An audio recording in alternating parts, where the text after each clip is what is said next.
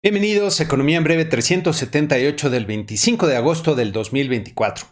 Esta semana tenemos que comenzar con el entorno político de México en el que pasaron cosas de gran trascendencia para el futuro de la economía y del país. Como ustedes saben, López Obrador está empujando con todo lo que tiene para que se hagan un montón de cambios a la Constitución y a diversas leyes en el nuevo Congreso, que estará dominado por Morena, pero sobre todo por sus agentes. Entre estos cambios está la reforma al Poder Judicial, que ya he comentado lo perjudicial que resultará para la economía en caso de aprobarse. Esta semana hubo muchas reacciones a esta iniciativa, entre las que destacaron las del embajador de Estados Unidos, Ken Salazar, que aunque habla como si fuera a título personal, me parece que está enviando un mensaje muy claro de su gobierno al decir: basándome en mi experiencia de toda una vida apoyando al Estado de Derecho, creo que la elección directa de jueces representa un riesgo mayor para el funcionamiento de la democracia de México. Cualquier reforma judicial debe de tener las salvaguardas que garanticen que el Poder Judicial sea fortalecido y no esté sujeto a la corrupción de la política. También creo, continúa Salazar, que el debate sobre la elección directa de jueces en estos tiempos, así como la política feroz si se llegaran a aprobar las elecciones de jueces en 2025 y 2027, amenazan la histórica relación comercial que hemos construido, la cual depende de la confianza de los inversionistas en el marco legal de México. Las elecciones directas también podrían hacer más fácil que los cárteles y otros actores malignos se aprovechen de jueces inexpertos con motivaciones políticas. Muy claro y contundente el mensaje, al que posteriormente se sumó también el del embajador de Canadá, y han sido muchos los mensajes expresados por diversos actores, desde organismos empresariales y de la sociedad civil hasta importantes empresas financieras, advirtiendo de las sustanciales y negativas repercusiones de estas reformas, que representan un fuerte retroceso para el país. En varios foros he comentado que, de aprobarse la reforma judicial, su impacto negativo sobre la economía sería como el de la cancelación del aeropuerto de Texcoco, pero multiplicado por 10. Y ya se están sumando más voces relevantes para advertir que los mercados todavía no se dan cuenta o no están descontando del impacto que tendrían estas reformas. Tristemente, el grupo en el poder está operando a toda prisa para que esta y otras reformas que les aseguren el control del país sean implementadas cuanto antes. Esta semana, un Instituto Nacional Electoral capturado por López Obrador con varios de sus agentes en su consejo aprobaron darle a los grupos de Morena la supermayoría en el Congreso, con lo que podrán modificar la Constitución a su antojo. Gran reconocimiento, por cierto, tienen aquellos ciudadanos consejeros que votaron en contra del poder y explicaron con argumentos sólidos por qué no procede la sobrerepresentación, pero no fue suficiente. Por otro lado, en la Cámara de Diputados, la Comisión de Puntos Constitucionales aprobó los cambios para eliminar varios de los órganos autónomos que son los contrapesos al Poder Ejecutivo, entre ellos el Coneval, la Comisión Nacional de Hidrocarburos y la Comisión Reguladora de Energía. Es importante entender que lo que está ocurriendo no es nada más una simple diferencia de opinión entre personajes con diferentes visiones políticas, sino un cambio profundo de consecuencias trascendentales para el país y su economía, que estaremos viendo en los próximos meses y años. Consecuencias que no serán buenas. Para reflexionar sobre esto, esta otra nota describe la tragedia que viven los habitantes de Chalco en el Estado de México, que no es algo nuevo, pero se ha ido agravando y que es resultado de la falta de acción efectiva por parte del gobierno, y diría es una falla de la sociedad en general, que prefiere invertir miles de millones de dólares en proyectos que no serán ni siquiera rentables, como la refinería, el aeropuerto y el trenecito, en lugar de hacerlo en la infraestructura hidráulica para evitar que esta tragedia se repita y se agudice año con año. Y esta otra gráfica sirve para ilustrar que no es lo mismo prometer que cumplir. Aquí pueden ver el total de consultas realizadas por el IMSS dividida entre el número de asegurados. Sería de esperarse una tendencia ascendente conforme aumenta la atención médica proporcionada por el principal órgano de salud. del gobierno mexicano, pero va al revés, y resulta lamentable que en los años posteriores a la pandemia no haya podido recuperarse ni siquiera al nivel del 2019. Me parece que esta gráfica ilustra la triste realidad de la falta de recursos adecuados en el IMSS para proporcionar toda la atención médica que requiere la población, ya que el dinero público se está destinando a otros fines.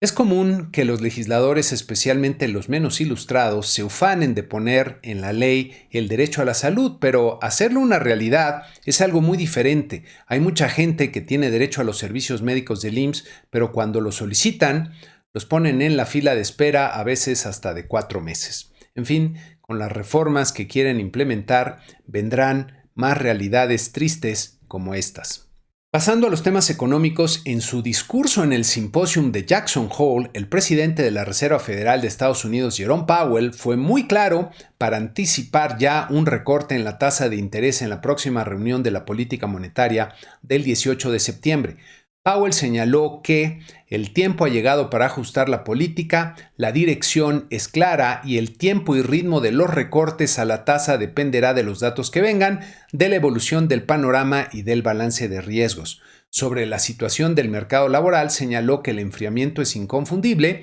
y que no buscan o darán la bienvenida a un mayor debilitamiento en las condiciones del mercado. Afirmó que ha crecido la confianza de que la inflación está en una trayectoria sostenible hacia la meta del 2%, que los riesgos al alza de la inflación han disminuido y que los riesgos a la baja en el empleo se han incrementado. De forma, diría, inesperada pero afortunada, Powell analizó el surgimiento y declinación del reciente brote inflacionario y la reacción del Fed, reconociendo que cometieron un error al creer que los aumentos de precios serían transitorios. De esta forma, el presidente del Fed ha mandado una clara señal a los mercados que en septiembre comenzará un ciclo de baja en sus tasas de interés y ahora la pregunta a contestar es qué tan rápido será y hasta dónde llegará, lo que dependerá de la evolución que muestre, sobre todo la inflación, que todos dan por controlada, pero no hay que olvidar que es un bicho duro de matar. También en la semana se presentaron las minutas de política monetaria de la Reserva Federal, que luego de lo comentado por Powell en Jackson Hole, pues quedó sin relevancia para comentarse en este programa. Por cierto, uno de los temas presentados en el simposium por los economistas Roberto Gómez Cram, Howard Kung y Hanno Lustig advirtió que los gobiernos de Estados Unidos y otros países desarrollados pueden engañarse sobre la cantidad de deuda que pueden acumular sin incrementar los costos de fondeo debido a lo que han hecho los bancos centrales, es decir, que están sobreestimando su capacidad fiscal debido a la política monetaria de compra de activos a gran escala. Me parece un mensaje al que hay que ponerle atención porque las crisis fiscales estallan de repente, desde luego cuando algún cambio hace que los mercados se den cuenta que las condiciones son insostenibles y el ajuste se vuelve impostergable. En México, las cifras del Producto Interno Bruto del segundo trimestre del año revelan que nuestra economía se ha estancado. Por cierto, si quieren entender bien qué es el PIB y por qué es importante, pueden ver este video en el que les presento una explicación bastante sencilla. En este cuadro pueden ver las cifras de crecimiento trimestral del PIB en los últimos trimestres, con la última columna conteniendo los resultados del segundo trimestre. Lo primero a notar es que hay varios sectores que presentan tasas negativas en el trimestre, lo que representa malas noticias. En esta siguiente gráfica puede verse que el PIB se estancó en los últimos 3 trimestres, lo que resulta algo inesperado, ya que muchos anticipaban que el gasto público que se iba a desbordar por motivos electorales impulsaría el crecimiento del primer semestre del año, pero pues esto no fue así. Regresando al cuadro, hay que notar que el crecimiento del 0.2% del trimestre, que de por sí fue anémico, en gran medida se explica por el impulso de 1.9% en la industria de la construcción,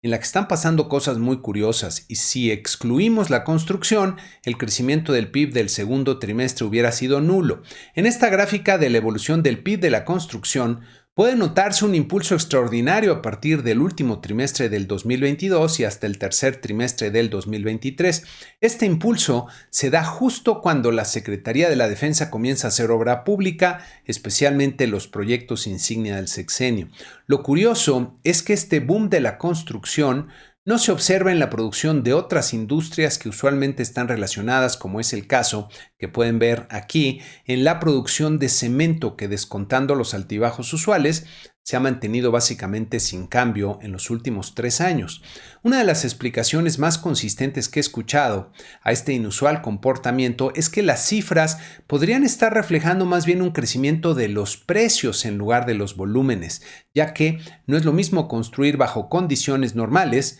que construir a toda prisa, y en el caso de los proyectos públicos, esa prisa se convirtió en el factor determinante. En cambio, la industria de las manufacturas muestra una clara tendencia descendente en los últimos años, contrayéndose 0.2% en el segundo trimestre. La producción total de servicios, que representa cerca de 2/3 partes del total, apenas creció 0.1% en el trimestre y, como vemos en esta gráfica, se ha desacelerado y comienza a mostrar estancamiento. Hacia adelante me parece que veremos que el estancamiento se convierte en recesión y el 2025 tendrá un crecimiento económico cercano a cero, pero con altas probabilidades de ser negativo, sobre todo si se aprueban estas reformas. También esta semana se publicaron las cifras del Indicador Global de la Actividad Económica, el IGAE, con un crecimiento nulo en el mes de junio, destacando en sus principales componentes caídas de 0.4% en las actividades primarias y 0.2% en los servicios. En esta gráfica podemos ver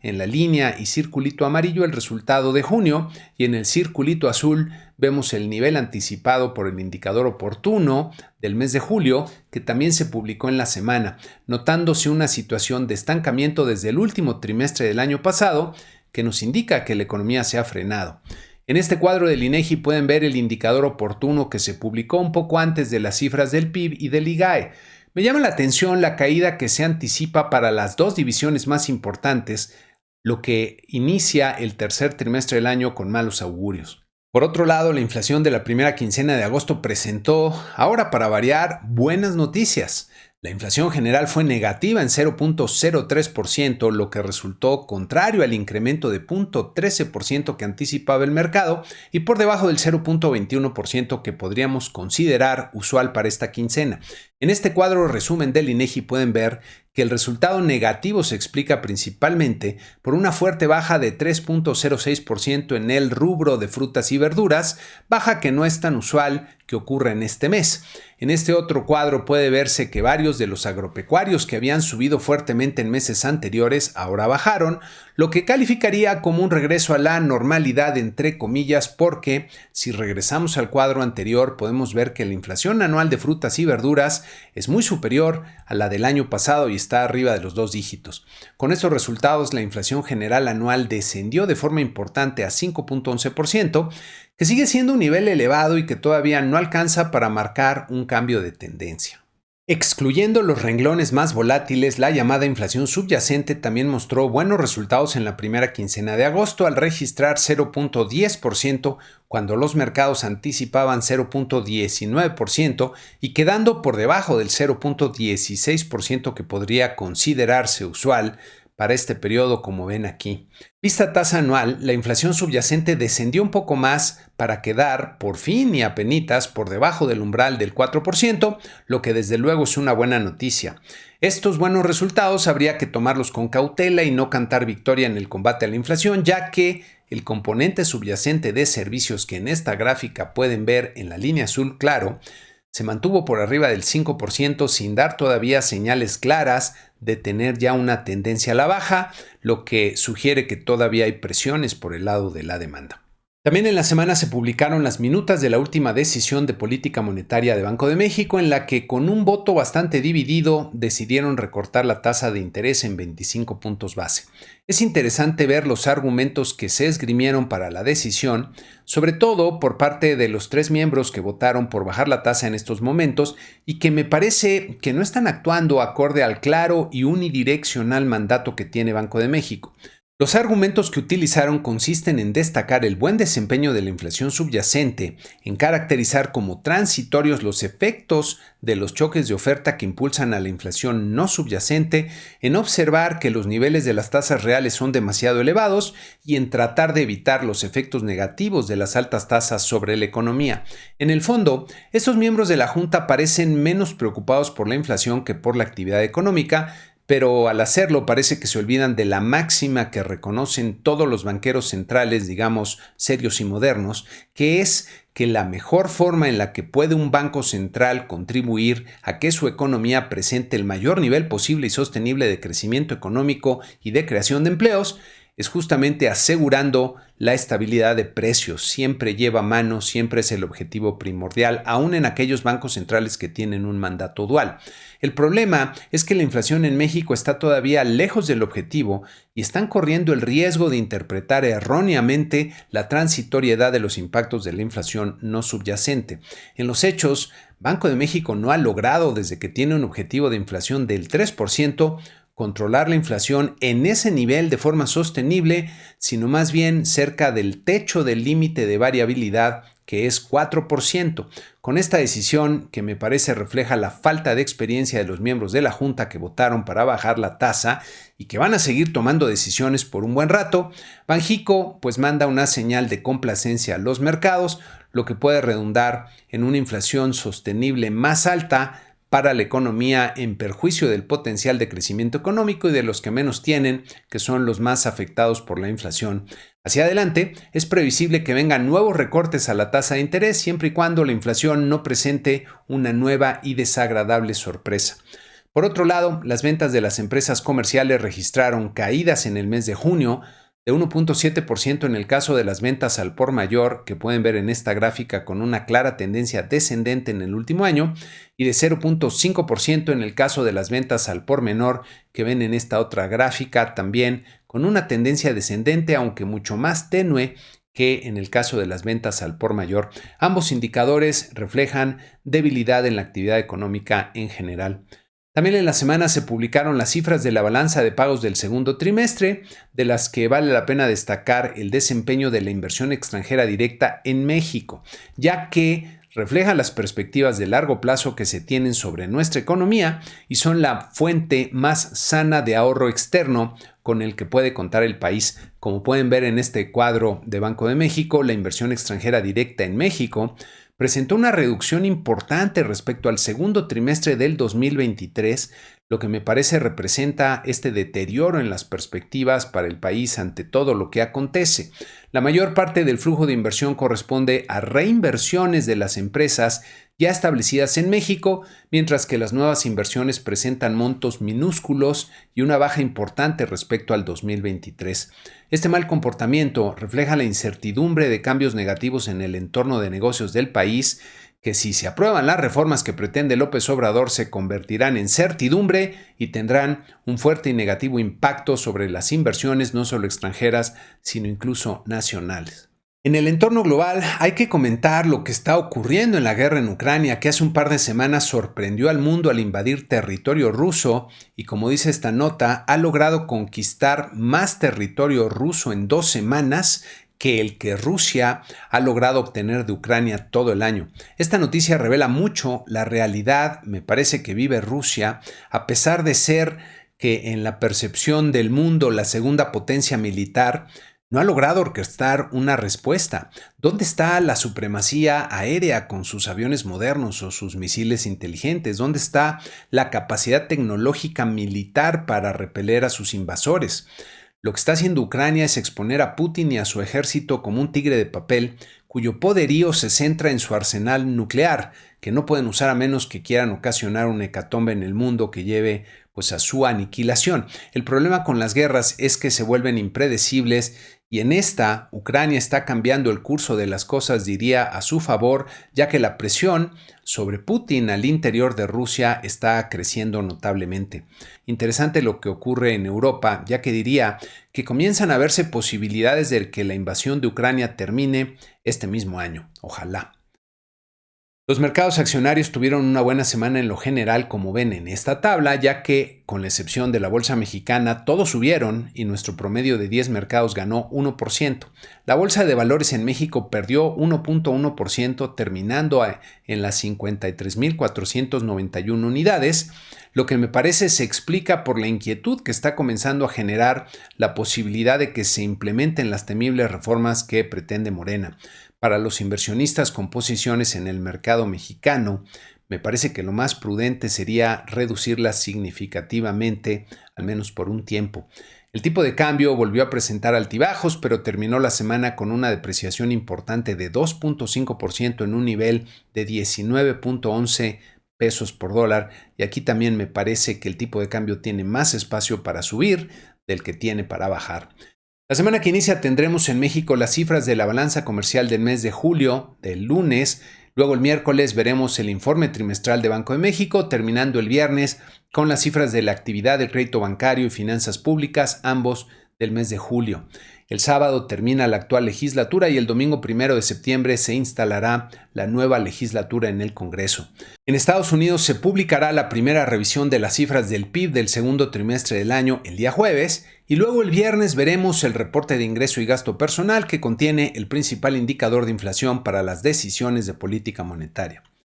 Para la sección Misión Prosperidad les tengo una reflexión breve sobre uno de los temas que veremos en el próximo webinar de Finanzas con Propósito, que daré el próximo jueves 29 a las 7 de la noche, y que si alguien está interesado en participar, por favor mándenme un correo. Miren, una cosa es tener los conocimientos adecuados para lograr algo, y otra muy diferente es hacer lo necesario para aplicar esos conocimientos y lograrlo de verdad. De poco te servirá tener un doctorado en finanzas si no desarrollas la habilidad de tener disciplina en tus decisiones financieras. Y desarrollar la disciplina para tomar buenas decisiones no es un tema de finanzas. La disciplina es una habilidad que puedes desarrollar, pero para eso necesitas conocimientos adecuados, principalmente de neurociencias y algunas herramientas apropiadas. Te recomendaría comenzar por desarrollar primero las habilidades personales necesarias para lograr lo que quieres, lo que quiere decir que te conviertes en tu principal aliado, y luego en desarrollar habilidades más específicas, especializadas en adquirir otros conocimientos. Luego de este webinar de Finanzas con Propósito, el siguiente webinar que voy a desarrollar es cómo convertirte en tu principal aliado, para que lo tengan en el radar. Y con esto terminamos este programa número 378 de Economía en Breve. Muchas gracias y que tengan una excelente semana.